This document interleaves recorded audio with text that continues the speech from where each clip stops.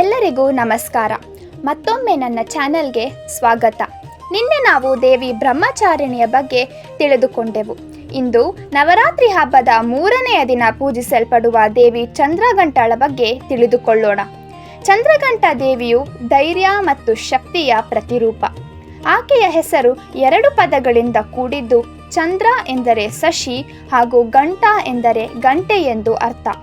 ಆಕೆಯ ಹಣೆಯ ಮೇಲೆ ಗಂಟೆಯ ಆಕಾರದಲ್ಲಿ ಚಂದ್ರ ಮೂಡಿರುವ ಕಾರಣ ದೇವಿಯನ್ನು ಚಂದ್ರಘಂಟಾ ಎಂದು ಕರೆಯಲಾಗುವುದು.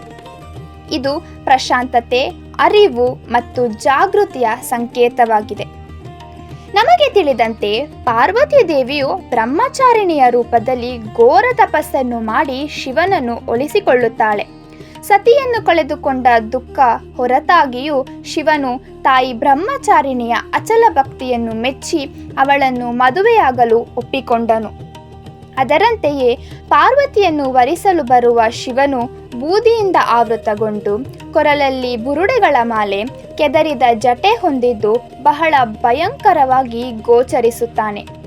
ಅಲ್ಲದೆ ತನ್ನ ಹಿಂಬಾಲಕರಾಗಿ ಭೂತಗಳನ್ನು, ಪಿಚಾಚಿಗಳನ್ನು, ಅಘೋರಿಗಳನ್ನು ಕರೆದುಕೊಂಡು ಮದುವೆಯ ಮೆರವಣಿಗೆಯಲ್ಲಿ ಬರುತ್ತಾನೆ.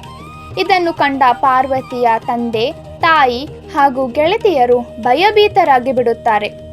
ಅವರ ಚಿಂತೆಯನ್ನು ತಣ್ಣಗಾಗಿಸಲು ತಾಯಿ ಪಾರ್ವತಿ ಚಂದ್ರಘಂಟಾ ದೇವಿಯಾಗಿ ಪರಿವರ್ತನೆಗೊಂಡು ತನ್ನ ಸುಂದರ ಛಾಯೆಯನ್ನು ಬೀರುತ್ತಾಳೆ.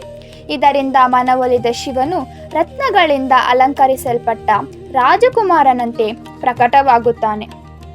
ಇದ ಕಂಡ ಪಾರ್ವತಿ ದೇವಿಯ ಕುಟುಂಬಸ್ಥರು ಸಮಾಧಾನಗೊಂಡು ಪಾರ್ವತಿಯನ್ನು ಶಿವನಿಗೆ ಧಾರೆ ಎರೆದು ಕೊಡುತ್ತಾರೆ.